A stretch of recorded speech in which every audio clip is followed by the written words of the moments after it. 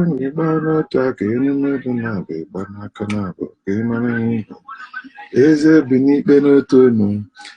up, family and friends? Good afternoon and welcome to this live broadcast. How are you doing wherever you are? I welcome you and encourage you to join us, the Woke Nation, the Awakened Africans. Join us to seek and spread knowledge, knowing that we are in this together. We are here to wake our people up. We are here to deliver ourselves. None but ourselves can free our own mind. There is no more physical chain on our body, but there is chain in our minds. And the only instrument, the only tool, the only power that can destroy that chain is the knowledge of factual truth. So I'm encouraging you wherever you are, no matter how you can do it, let us break those chains, destroy those chains. Of course, you know that the white people, especially the Facebook admin, they are not happy that Africans are waking up, but they cannot stop the sun from shining. It has already started and no one can stop it. The truth shall prevail.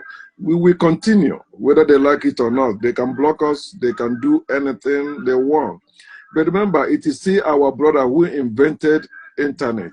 And it's still our ancestors who invented everything that we have today. So time is coming.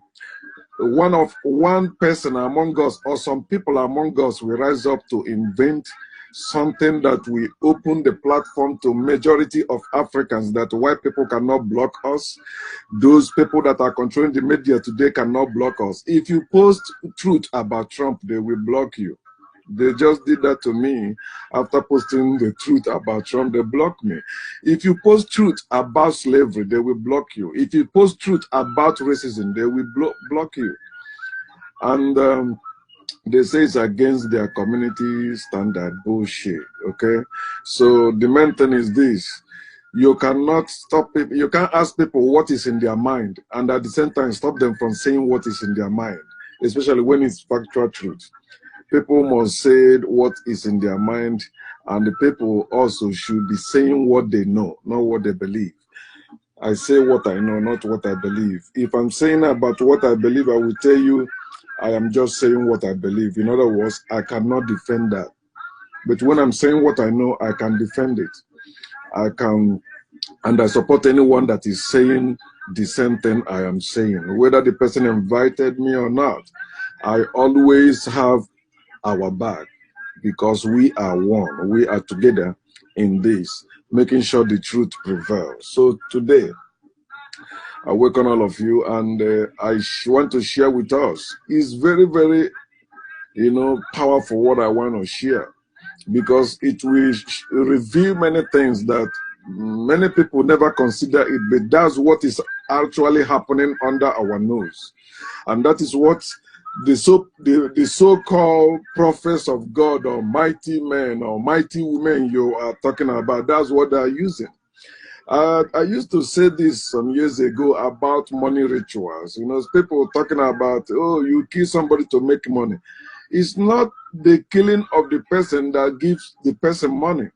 No, the killing is just to harden your heart, to get you committed that after killing the person, they give you the money. But after that, whatever they ask you to do, you will continue doing it because you are committed.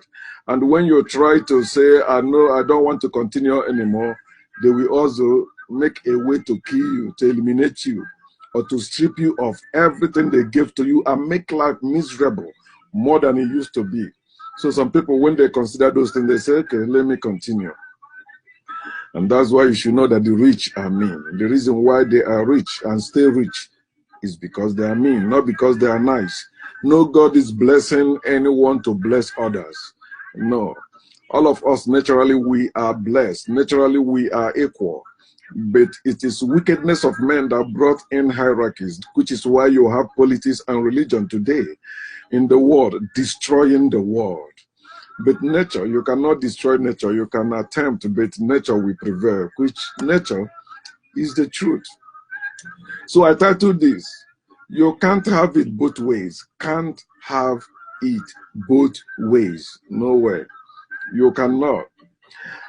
I started considering this more deeper when Prophet Odumeje challenged the native doctors about raising the dead. He said, "Bring 2 dead bodies, I will raise one, you raise one." Trying to challenge the native doctors. And it's a shameful thing because no Christian, no Muslim, no Jew should challenge African anything, because those things are strange. A stranger who is challenging the indigenous people is wicked, is evil. So any man of God, any pastor that is challenging African spirituality or African culture or African tradition, that person is our enemy. I don't practice African spirituality. I don't believe in African spirituality. One major things about our ancestors is this: they don't bother people for what they believe. So long, the only thing they don't like is you forcing people to join you, or you making people that they must have it, which is what the kings, those people that are influenced by the Western and the Arabs, begin to do among our people. But no, our people, whatever you know is good for is always between you and your family. That's how it used to be among our people. So our true enemies in Africa are the men of God, the imams, those people who are standing and teaching our people to worship Allah, to worship Jehovah, to worship Yahweh. They are our real enemies. But they tell you, there's imaginary enemy that is Satan, that is devil. You have to cast it out. And yet they have not succeeded in casting one devil out. And you see their life, they are living miserable lives, telling you their God can protect them. No, they are moving around with armed bodyguard because their God is useless in reality. Those of you that have come in contact with me on social media, one thing you will never forget about me is this: I let you know that God is non-existent and useless in reality. No, you can never forget that. You can never forget how I made you feel the first time you heard it from me. Because many people who claim to be awakened are too shy to say that. But I declare it with all boldness that God Almighty, Jehovah, Allah, Yahweh, all of them put together, including Jesus, they are non-existent and useless in reality. And there's nothing they can do to me. And I also encourage you to look at me. If you're looking for somebody God has punished or God can punish, look at me. God cannot punish anyone. God has not punished anyone. It is people that do the punishment. It is people that do the judgment. It is people that carry out those actions. God cannot do anything. That's why their God is looking for a man. A God who is looking for a man to use. A God who uses a man to do anything is useless. In reality, that God does not exist. You can't have it both ways. Our people said, "Uwa ezuoke." Now that's a saying some people said. It is not our original saying as a people. I mean Igbo people. I mean the ancient Africans. Uwa ezuoke. It simply means, nobody has it all. No one has it all. Of course, it's a natural thing. Our ancestors knew that nobody has it all. That's why they people what have. You say you have your God, they have their God, or you have anything. Because when our people are talking about the gods and goddesses, they're talking about their ancestors. They're not talking about imaginary beings, somewhere invisible beings. They are talking about their ancestors, and they see them in their dreams. They see them in their visions. They see them in their trance. Because it is still part of the whole nature of man, a human being. It has nothing to do with spirituality and religion. It is out of ignorance that people begin to make up all this thing called spirituality. African spirituality, no, it's African science. It's African knowledge. They knew what they worshipped. They knew what they have. They weren't into worshiping imaginary being. No, they made the statues of their ancestors. It was not any idol of imaginary being in heaven or any animal in heaven. No, They knew what they, just as you have the pictures of your parents, because you know your parents. How will you feel if somebody come tomorrow say you are worshiping your parents, you are an idol worshiper, because you have the pictures of your parents hanging on your wall or in your wallet or in your phone?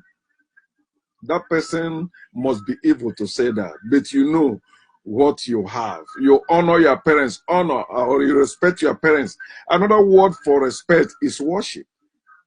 You're supposed to understand that, but some of you, when worship is mentioned, you begin to think about a supreme being that people worship, people pray to. You don't need to pray to anyone that is not real. You don't need to worship anyone that is not real. If you must worship, worship who is real, and it starts with yourself. Worship yourself, then you can worship others. If you say I love myself and love others, then why can't you say I worship myself and I worship others? No one has it all. We know that. It's common sense. No one has it all. I don't have everything in this world. I don't know everything in this world. So I hear some people saying, oh, Mr. Know It All. That's when I started on Facebook. Our people used to say that to me. Know it all. You saying you know it all. How can you say there is no God? I never said that.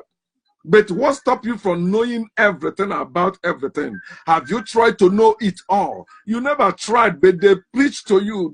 They taught you, no, don't try. Don't try. Nobody knows it all. Who tell you that? I always ask them question. Who tell you nobody know it all? They don't want you to know even one. So they say nobody know it all, so don't know anything. That's what they mean when they tell you no, nobody knows it all. Who say everybody knows it all? I'm in America. Even in America here, or even in this town where I'm staying in America, even in this street where I'm, even in this house, I am living in America. I don't know everything in the house. I don't know. So they brought those ideas to limit you, to put you down, to shut you up. But no. People like me, we are already dead. We are dead to evil. We are dead to fear. We are dead to God. We are dead to Jesus. We are dead to religion. So we are living our natural and the human life without fear, without worries, without competition, without comparison, and without greed. We are just satisfied with what we have. And what we cannot have, we're not worried about it. We are not competing with anyone, and we are not going to kill anyone for it. But if you're coming to kill us, of course, we will kill you. Fairness.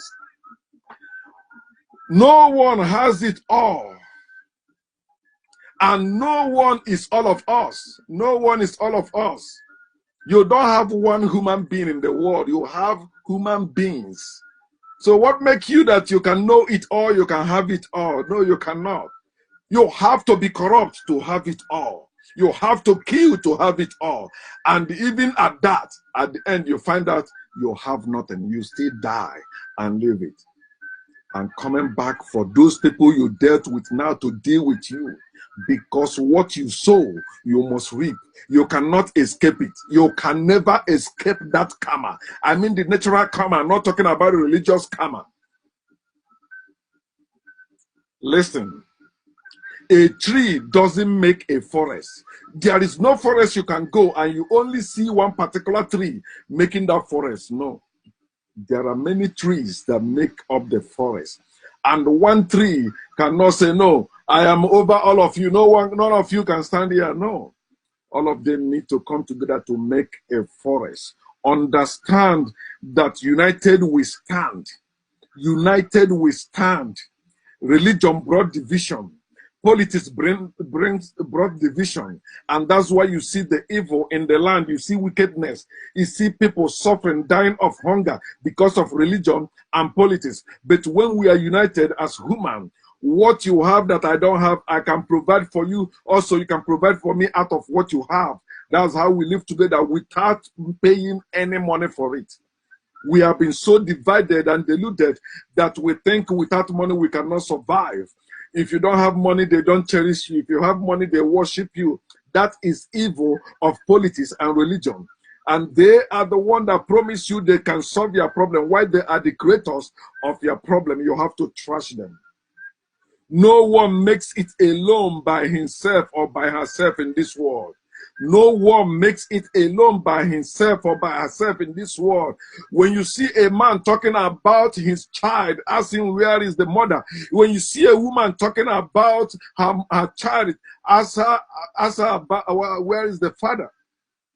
There is nothing like single parent. There's nothing like single mother and single father. No, there is always father and mother. So tell us, are they divorced? We understand that. Are they separated? We understand that. Are they dead? We understand that. But every child is evidence of a father and a mother. You cannot have a child with father only. You cannot have a child with mother only. So it takes both of them also to take care of the child. But today you see politics and religion has denied you that, even separating you from your family. They say no, with God. One with God is majority. For where? Which God are you talking about? One with God is moron. Anyone with God, anyone that believes in God is a moron. Understand that what you don't have, others have it. What you don't have in this world, there are other people that have it. You said, who told you that? He said, nobody knows tomorrow. Who told you that nonsense?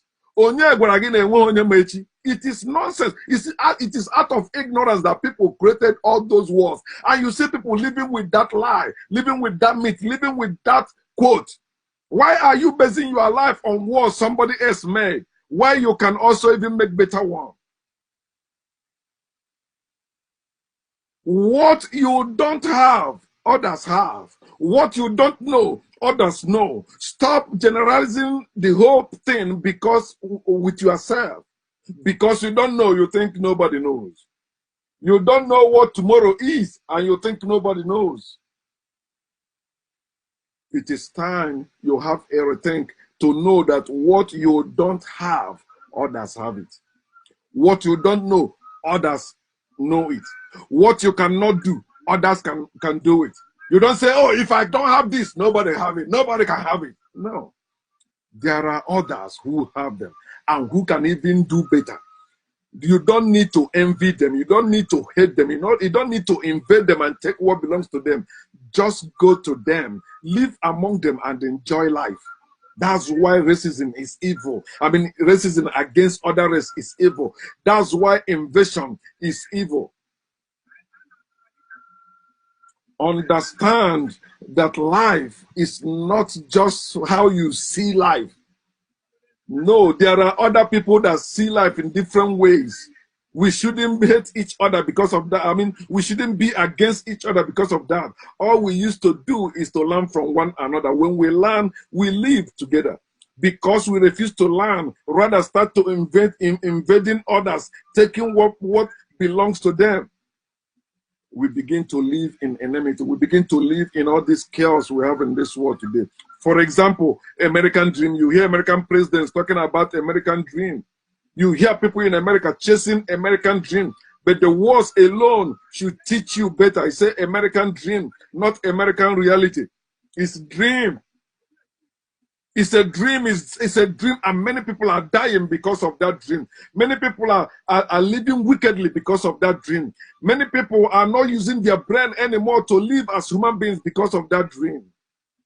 It's all about Benjamins. Look at life in America, living and working in America. For example, we came to America with a lottery visa. We came to live and work in America. That's how we came to America, right? Now, living and working in America, that's where it is you are chasing the American dream. You see people coming all over the world to America to chase that American dream. But they will not tell you what is going on in that American dream. You cannot chase money and have family at the same time. You cannot have money and family at the same time. It's impossible. American dream is a proof of it. So as I was saying before, during the Odumeje and the Native Doctor saga, I don't know if they are still serious because both of them are the same shit in different toilets. Now, one young Dibia, one young Native Doctor says something, and it's truth. He said the truth, which many people ignore. Many people don't care. Many people say he should shut up. They say, where is this one coming from? You know, that's how Igbo people. If Igbo people want to humiliate you, if Igbo people want to trust you, they will just say, where is this one coming from? That's me. You have no place. That's what they mean. You are useless to them. That's how they insult you. Where is this one coming from? It's a question, but it's very insulting. You have to be an Igbo man to understand. In broken, they say, where this one they come from? Where this one come from? So, now, the Dibia said, raising the dead is not the problem. You can raise the dead, but it is the consequence, what comes afterwards. The Dibia said, the native doctor said, of course, you can raise the dead. But do you know how many people that will die after you raise the dead? Do you know what will happen after you raise the dead? Many people don't, because I listen a lot. Listening is my new reading. I listen a lot. YouTube, Facebook clips, I watch them, I listen to them a lot. He said that and I took it because that is fact. Some medicine you're taking today, do you know how many people that died before they bring out that medicine? Do you know? The things you are saying, oh, they made it, I like it, but do you know how many people that died before they have it? And do you know how many people that died after they succeeded? You don't think so. You can't have it both ways. You say you can raise the dead. Okay, later watch that person's life. Watch all those prophets, those people that you believe they are performing magic, they are performing miracles. You don't know what is behind the scene, what is going on behind. You don't know. When they tell you what is going on there, you will run. Some of them cannot have good night sleep. Although you see them spreading money in the public, you see them doing exploits in the public, but they don't have a life.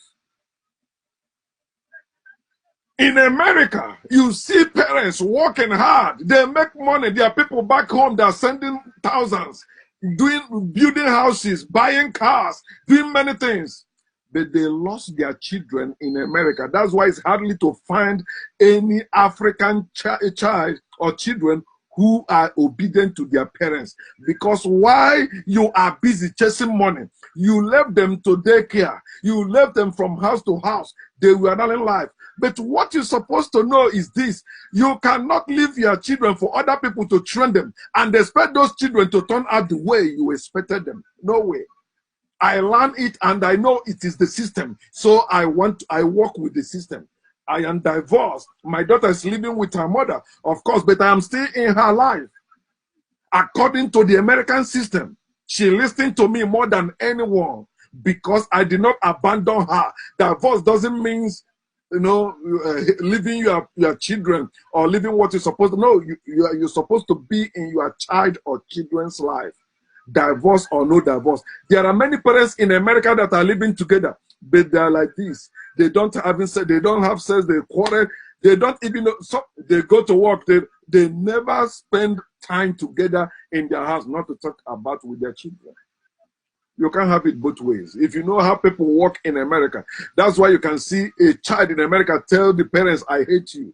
A child tell the father, I hate you. The child tell the mother, I hate you. You don't do that in Africa because you're always with your parents. Even if you go to market, you know you're not going to last there. But you can do 16 hours in America without seeing your children. And you say, yeah, you know, I pay daycare. I do that because that is the system. System is against nature. It is when we have nature, when we live naturally, that's when we have things as it ought to be. You are busy working, making money, but you are also losing your family. Don't buy all that nonsense they show you American family. Maybe they travel to Africa. You see all of them travel for vacation,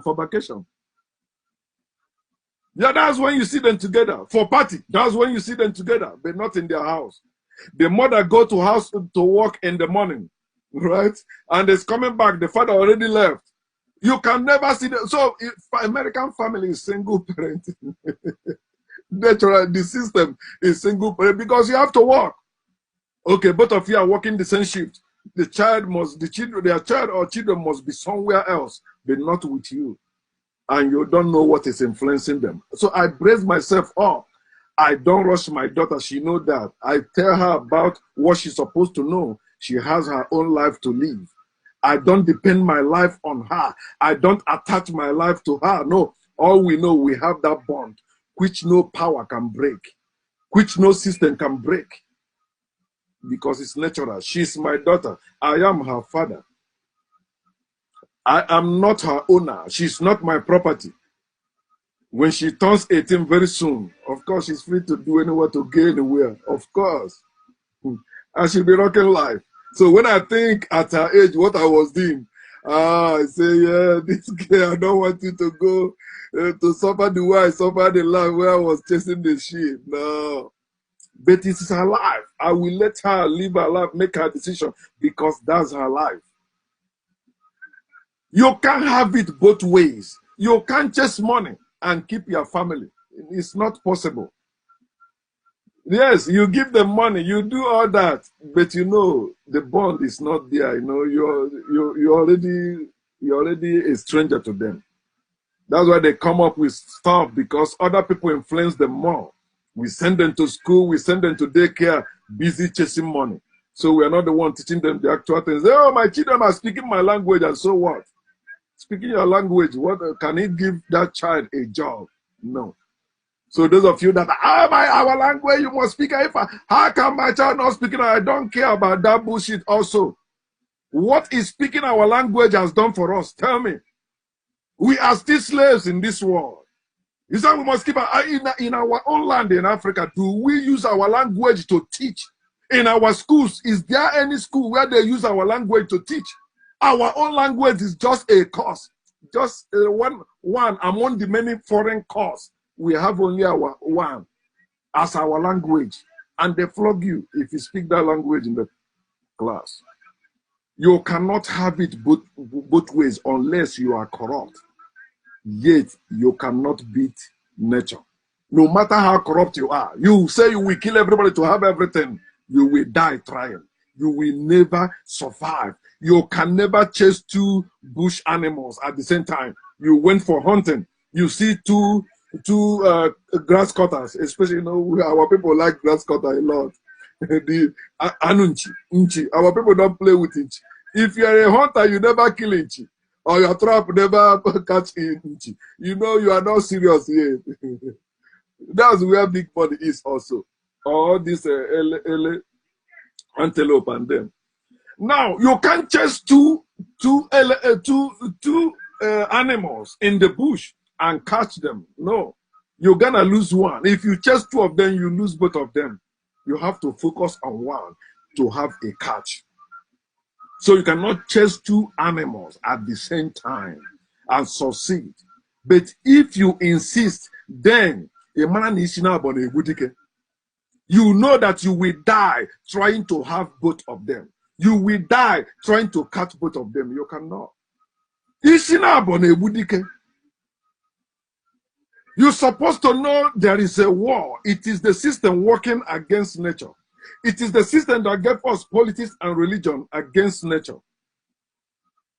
But life is nature. In nature, we all are inclusive. In nature, we all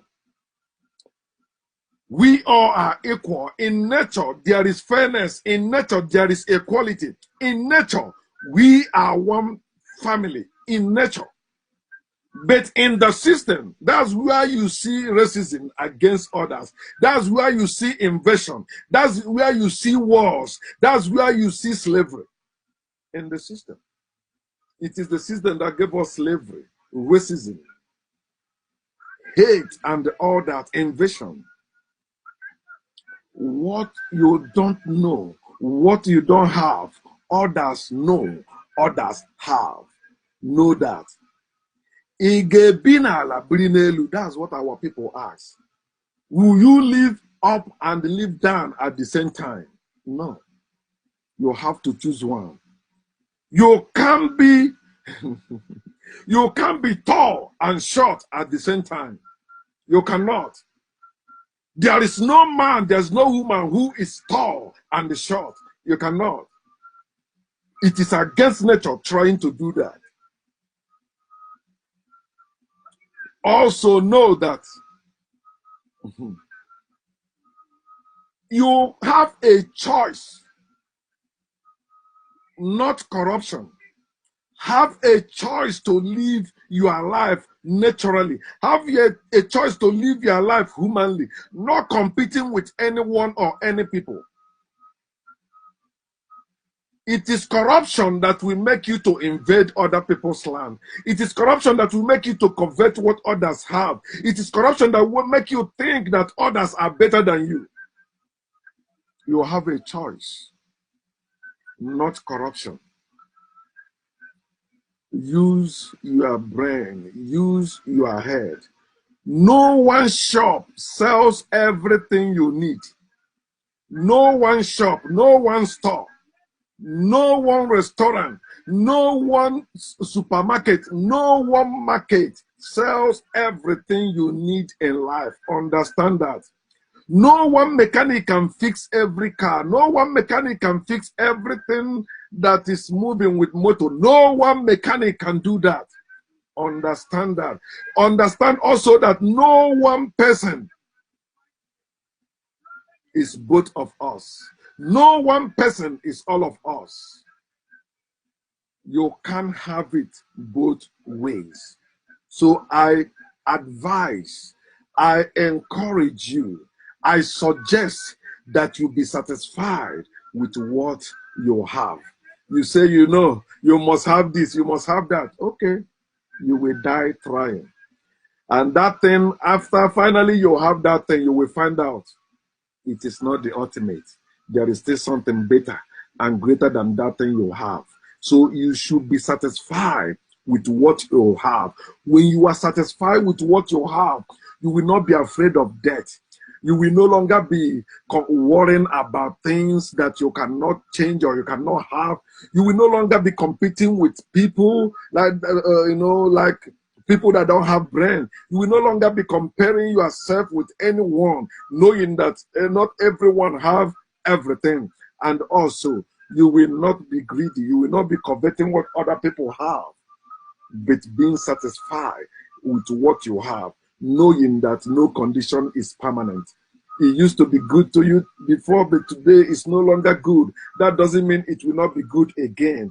There is night, there is day, they are all good. There is darkness, there is light, they are both good. Understand that you should eschew fear, eschew worry, eschew comparison, eschew competition, and eschew greed. Kill them in your life. Of course, they always come knocking on your door. When you open that door, answer them with factual truth. No condition is permanent. You came to me to pass. You did not come to me to live in me. You did not come to me to stay here. If you are negative, you came to pass. You come to pass. My life is not your parking lot. My life is not your place. Pass away. You can't have African knowledge and the foreign religion at the same time. It can never happen. And that's why you see Africans confused. Other people don't have foreign religion or foreign things with what they have. It's only Africans in the world today. They are the only people who have foreign religions with their African science, which some call African spirituality, together. And they still wonder, why is this things not working for us? Because your own heritage is waiting for you to acknowledge them, restore them. Then you will see how you will recover everything that really belongs to you.